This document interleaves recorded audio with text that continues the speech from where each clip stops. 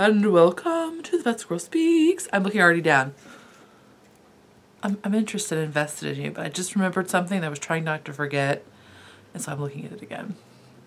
Hi, how are you though? I'm Amy Beth, also known as the Fat Squirrel on Ravelry and the Fat Squirrel with SQRRL on Instagram. That didn't make any sense, did it? The Fat SQRRL. SQRRL on Instagram. Today is Tuesday, February 3rd, and this is episode 136. I wrote it down because I'm fancy. Ow. And I care about you. Not that I didn't care about you the under 135 times, but I didn't write it down. Because I did care about you then too. It's true. True story. Did I say... I said my name, right? Because then that was the thing. Okay, I said that. That's good, right? Totally. Before I forget, I'm wearing my Stroker sweater. That's Strokker. I believe it's by Vera Valmaki, but now that I'm saying that, I'm like, is that right? But I feel like it's right. I feel like I'm maybe not lying. It is, of course, short sleeve because I love a worsted weight short sleeve sweater. Not even gonna fib to you. Why did I decide to start making the short sleeve worsted weight sweater? Well, I made that Miranda sweater. That had a short sleeve option, right? I'm not making that up, right? Did I make that up? Does it not have it? It has a short sleeve option, right? I think so. I totally don't think I'm making that up.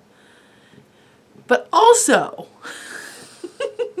I specifically remember at one point the beautiful, sparkling Paula Emmons Feasley of Knitting Pipeline and many other things fame, Magic Knot Shawl fame, of Quince and Company fame, of many retreats fame. She's so fancy. I know I'm already touching my hair. I'll try not to. At one point she posted a picture, and I don't know if it was like on the blog. It must have been, because I believe it was before the Instagram was something I did. But it was of her handsome husband in a yoked sweater that was short sleeved. And I was like, oh, I never even knew that was a thing. Because it was just like the yoke was the cap sleeve, which is much like this one is. This one just has ribbing that it starts into the yoke. And I was like, oh, and I don't even know, actually. I've never even asked Paula. I don't know if it was intentionally made that way or if it was just a sweater that got used so much that it became unreasonable to patch it any longer, and therefore it became short. I don't know, but I love them. It's a wonderful way to use worsted weight yarns, which are great because A, there are lots of them. B, they're fast, or even for big girls. And there's something else. And they're great to wear around the house because when you're doing dishes or whatever, you don't have to worry about the sleeves. When you're cooking, you don't have to worry about the sleeves. You just got regular sleeves on. Or no sleeves, whatever. But you just got manageable, push them up kind of sleeves. Do your stuff. Still warm. I love them. They're awesome. That was a rant that I did not plan. Now I have an itch. It's winter. Do you have itches? It's so winter. The heat. It makes me itch. I'm sorry. It's like one of those really like ones. No, I'm scratching. I'm scratching and touching my hair. This is the most disgusting show ever. Are you excited? Because you're less disgusting than me? I hate to tell you this, but you shouldn't be that excited about it. That's a very low bar. Set higher standards for yourself. It really is my least favorite thing about the winter. Now, I do have a skewed perspective because I don't have to commute. Oh my gosh, really? Thank you. Oh, thank you. Okay, so my perspective is admittedly skewed. But it is my least favorite thing about the winter, as my life is right now. It's not the cold, it's not the shoveling of snow, although we haven't had to do a lot of that. Well, what's going on this year? It's the dry skin. It's like the time of year where you just fantasize about vats. Just like hot tub sized vats of lotion that you could just roll in. Be so moisturized. No, I'm just ashy.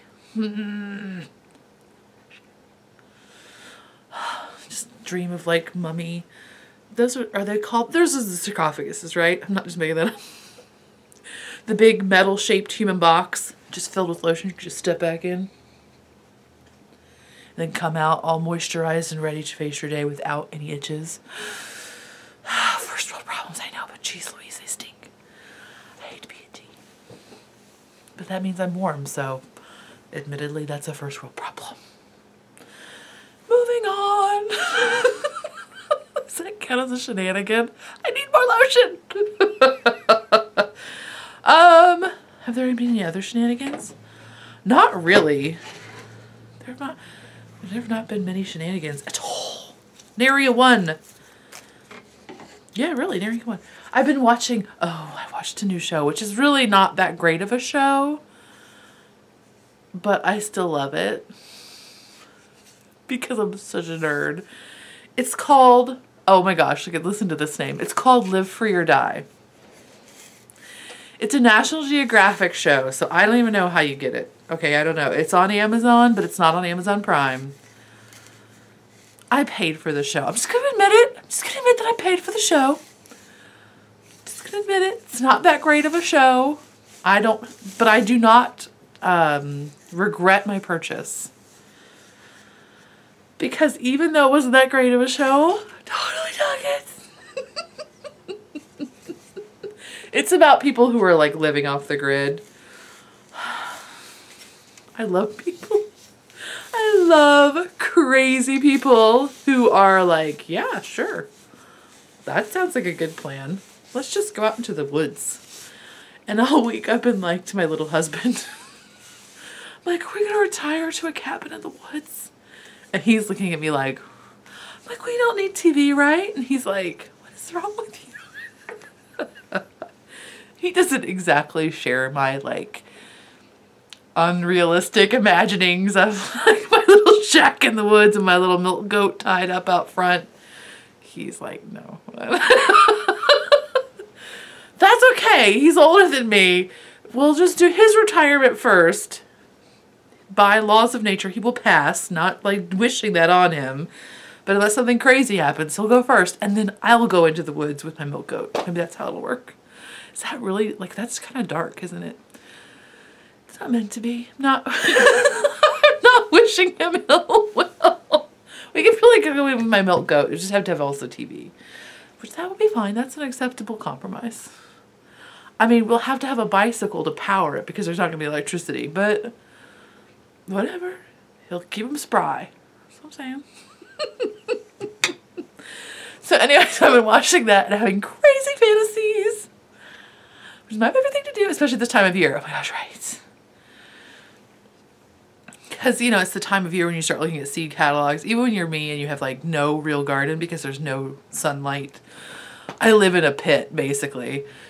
Not really, but, like, there's only 2 trees on my street and they're right in front of my house.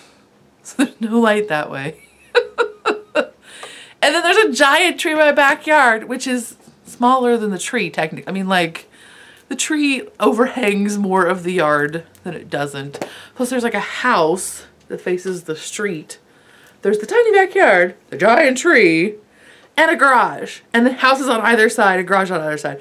So basically, I get, like, an hour and a half of full-on sunlight in my backyard, which means I can't grow anything. I'm sure if I were like more experienced and green thumbery, I could totally grow some stuff, but I'm totally not. As it is, I'm like, I wonder if we could put a garden on the roof of the garage. Again, my husband is like, are you planning on climbing up there to harvest it? I don't think that would be safe, honey.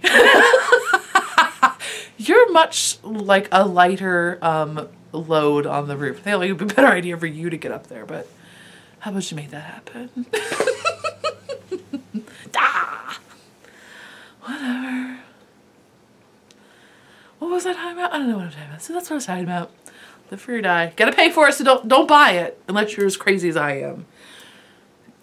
Because I'm pretty batshit crazy. Oh, sorry, expletive. Crazy. Let's talk about knitting and spinning, shall we? Perhaps.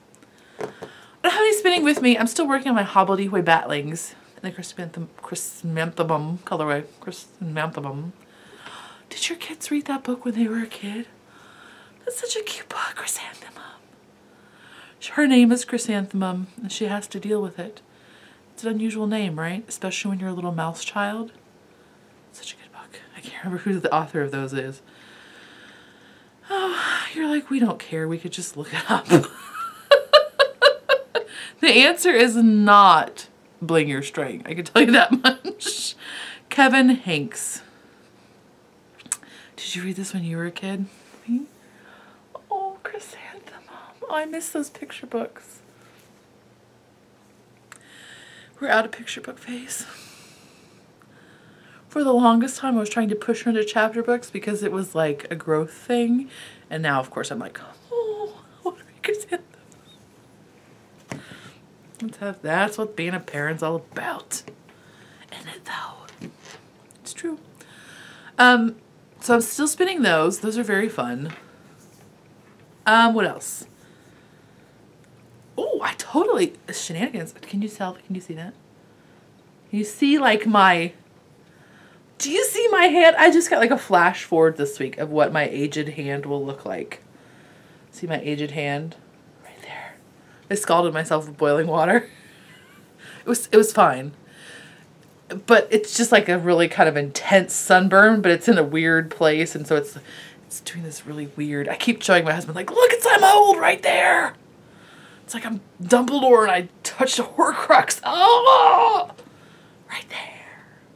You can't see it, Kate. But it's creepy. It's creepy, especially when I have a sleeve hanging down, and so that's all I see is that, like, cracked and ready to, like, break apart skin on my hand. Again, it's not painful. I'm okay. But I just catch it and I'm like, whoa! It freaks me out for a minute. But knitting and spinning. That's right, we're doing that. Finished objects. I finished some plain old...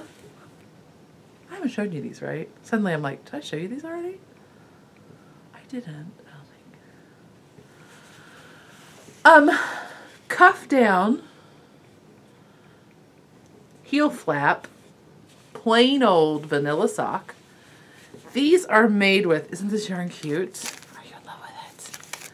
This is Opal Daydreams, which is a 6-ply.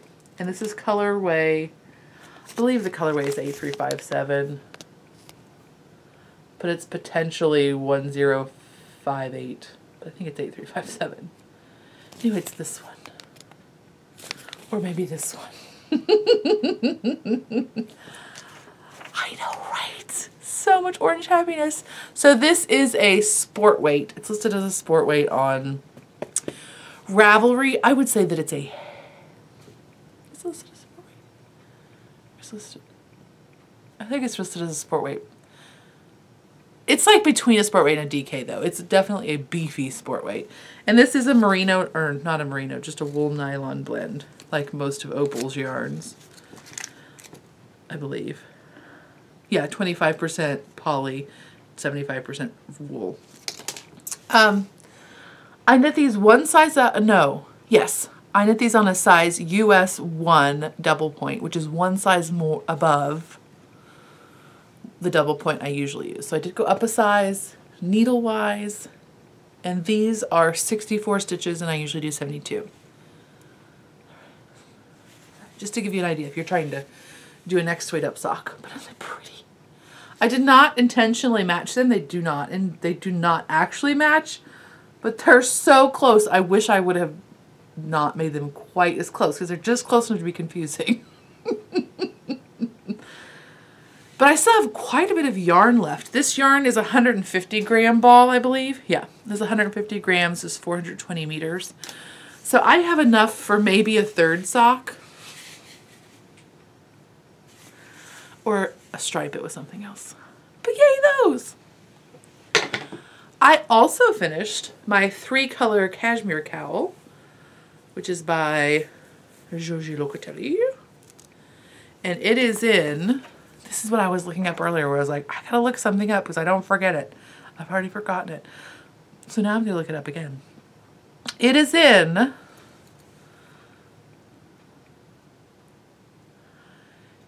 Shibui. Shibui, that's how you say that. Shibui per their FAQ.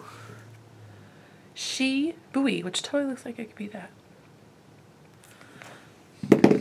And this is 4 colorways of the Ma'ai base, which is a alpaca. Is it alpaca silk? Am I making that up? Oh, this is right. This is the super baby alpaca. Super baby alpaca. And one skein is 255 yards. So this pattern is written for fingering weight, but I had this. Oh, I just put it on upside down. Whatever. It doesn't really matter. Let's just see how jacked up I can get my hair, because that'll be exciting for all of us, won't it? It will. So this is just a long cowl.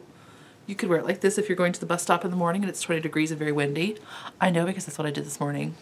It's kind of fetching, right? Totally. That's what it looks like.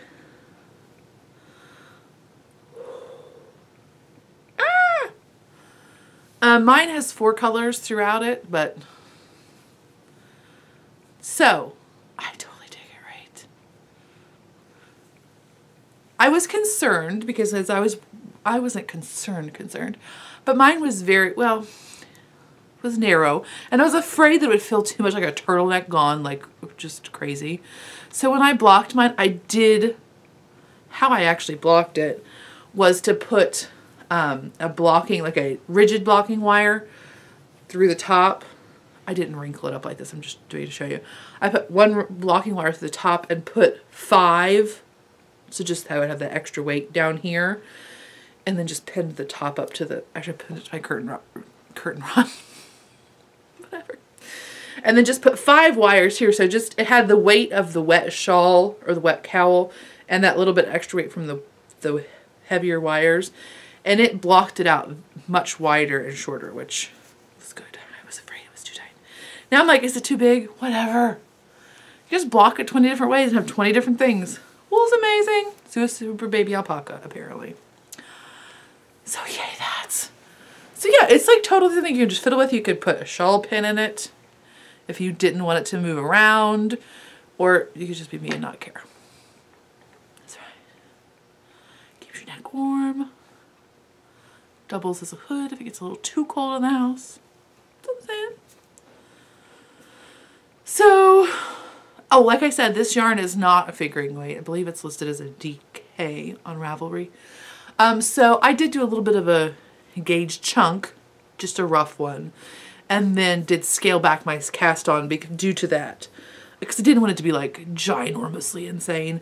And I have quite a bit of yarn left. I probably have enough to do a hat easily. So, yay!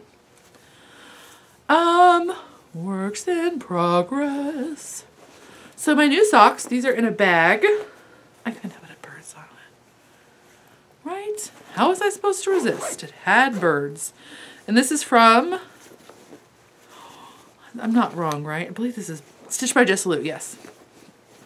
This is from Stitched by Jessalou. It's a little box bag. It has birds.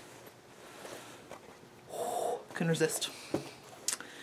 So I'm knitting, oh, I should have brought those over. I don't have them. I'm knitting the Peyton's Croy socks in the blue stripe rag, which is this rainbowy one that everybody has done. I'm finally getting around to mine. These are, is it collage? The square double points, size US 0. I've never knit with these before. This is the first time I've used them. I don't love them, but I don't hate them either. I can't speak to the long-term durability. Obviously, this is all I've knit with them. They are super sharp though. So if I was doing a cabled or something that needed lots of increases and decreases, these would be a good choice because they are much sharper than the carbons, which are my current double point favorite. So again, these are the collage. What else was I say? Oh, I got, the reason I was saying, oh, I wish I had those. I purchased a pair of the squares, the collage square needles, the circulars. I purchased a small 16-inch pair and a US 4 because I thought that would be fun to do hats with. I hate them. Hate them. Now, again, needles are a totally individual thing. Obviously, this is a needle they've sold lots of. People obviously like them. I hate them. Their cable is, the needles part itself, I was fine with. It didn't bother me. But the cable itself is so flaccid. I do not like it. It is like a wet noodle. It is like a piece of spaghetti. Like a wet, boiled, perhaps even overboiled. Maybe not even al dente.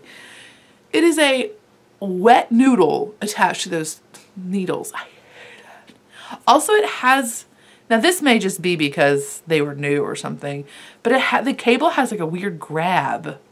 So it does not, you cannot slide stitches over it in any kind of like, whatever this is, expedient fashion. I can't even think.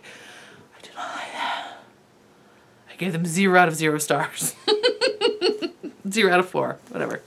But these seem fine. And again, if I were doing, I do not do patterned socks, mostly just because it just feels so tedious to me. I enjoy patterned things, but it's so small. I don't like it. I think part of it's because I have to knit on such small needles because my gauge is so loose that it becomes it feels like the needles are bending and stuff. I haven't tried it on carbons, but again, the carbons are kind of a duller point, so I just dig plain socks. I do want to try a new heel though. I want to try to get a new heel under my belt. So these I think I'm going to try Laura, who is Laura Linneman of the Knit Girls, so that she is going to write up, or has written up, or is in the process of writing up, her Afterthought heel with short rows. So I think I might try to do those, to do that heel on these socks. Because I do really like the Afterthought heel. I enjoy doing it quite a lot. Sorry, switching. I enjoy the process of doing the Afterthought heel.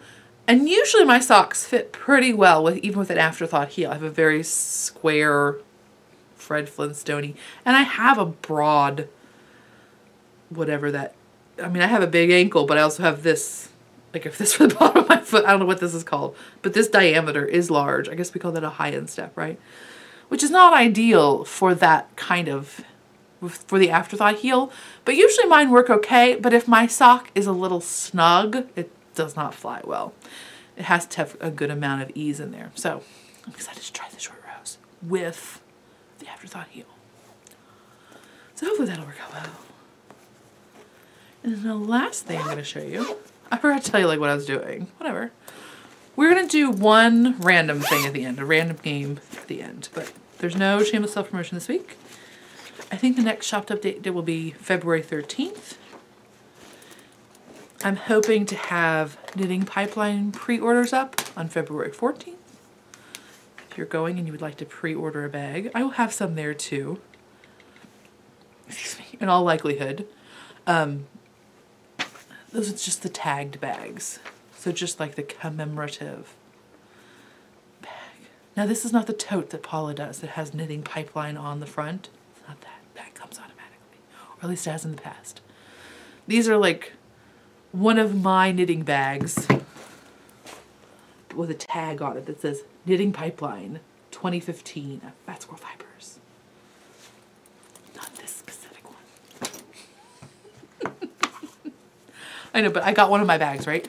It had a flaw in it and I was disappointed, but also excited. Oh no, I can't even see it. Oh, there it is. There's like this very faint line and it's a fabric error. It's not anything I did. It came that way on the bolt. But there's a very faint line that goes this way. You can't even see it. Yes. But I saw it. I didn't want to send it out. Oh my gosh, speaking of which. No, I won't even tell you that because it's not even, it's off point. Let's get back to the point, shall we? The next thing I'm going to show you is I'm knitting, this is a new to me pattern. It is very freshly cast on. And it doesn't look like much. This is the Ruxton shawl by D. O'Keefe. Whack. And it doesn't really look that much to you right now, but this yarn is super awesome. This is Copper Corgi, Jones Street Sport, which is a 60% superwash merino, 30% alpaca, 10% silk sport weight. It's 350 yards for 4 ounces, and this is the color Goldenrod. Right? Of course it's got my hair in it.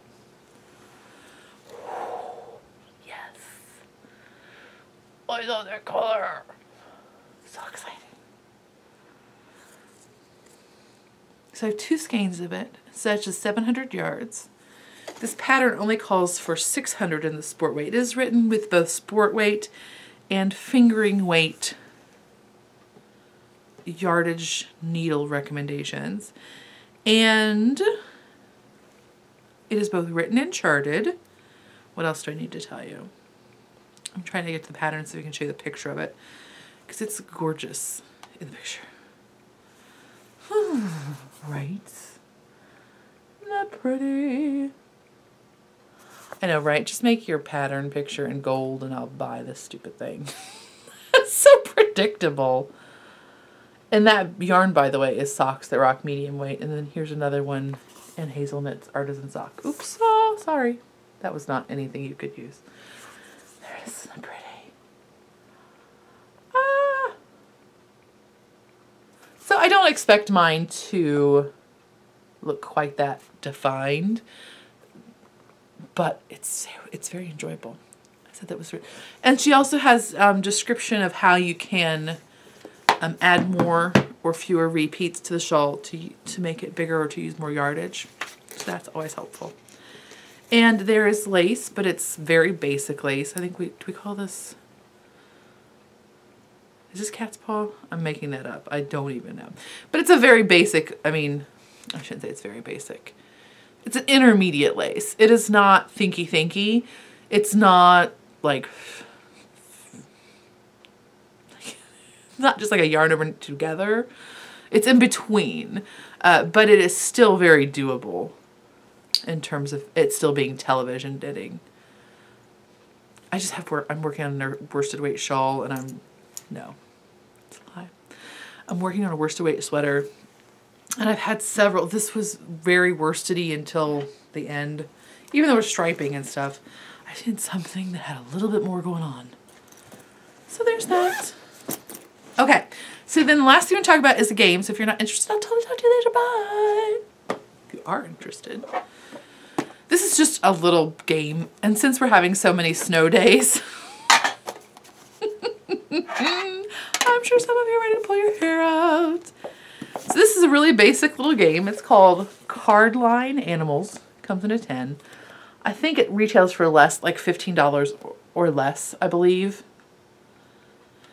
And there are several of these card line games. There's like History of Sciences. There's, I think, maybe American history, or maybe it's world history. Anyway, there are several of them. And basically, it's a sequencing game. You have these little cards. And they look like this. They're all animals. And on the back of said card, it gives you both the size of the animal, the weight of the animal, and its expected lifespan. And so what you do is you get, I think, 5 cards or something like that. So I have my 5 cards, and we decide we're going to go by lifespan. Okay? So you put 1 card in the middle, turn it over so everybody can see. Okay, the average expected lifespan of the crocodile is 80 years. Did you know that? That's such a long time. 80 years. So I have my 5 cards, but I can't see the numbers on my cards. I'm just looking at the picture of the animal. So I have to decide, do I think the tarantula is longer or shorter than 80 years? Well, of course it's shorter. Put that right down. And then you go, oh, the dragonfly. What do you think that is? Is it longer or shorter than the tarantula? Is it longer or shorter than the whatever the other one was? Crocodile.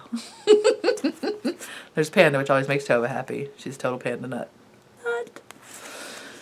Orangutan, my favorite. Average life expectancy, 35 years. Just FYI. But anyway, so it's really fun. And so again, you have a little bit more playability in terms of A, there are quite a few cards, and B, you have 3 fronts to sort them on.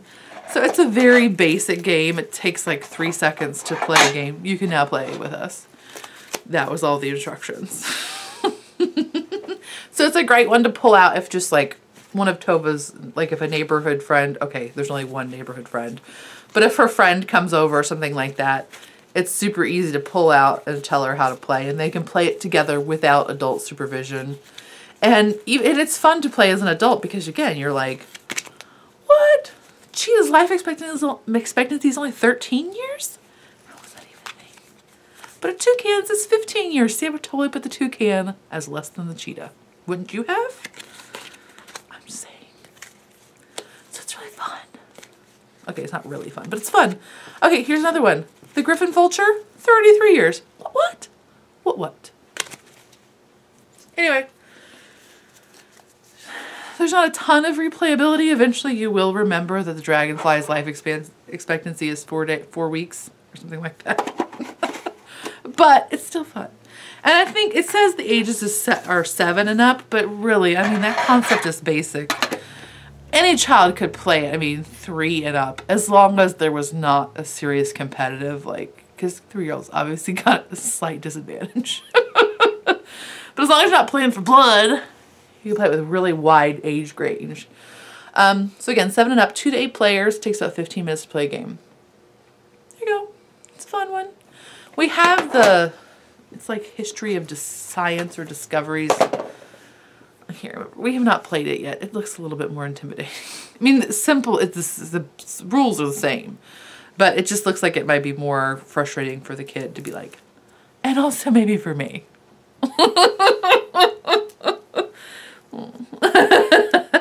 So anyway, that's it for this week. I hope you have a lovely week, and I'll talk to you next time. Bye.